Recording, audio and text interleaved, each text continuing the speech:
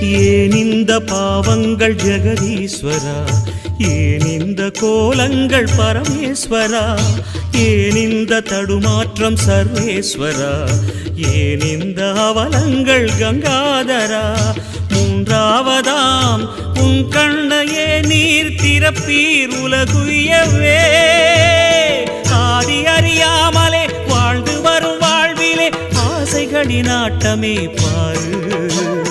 வாழ்க்கையில் சாவியும் ஆழியில் வீழ்ந்ததே, வழி என்பதென்ன இனி கூறு. கைலையில் தாண்டவம் ஆடியது போதுமே, பூமியில் நீ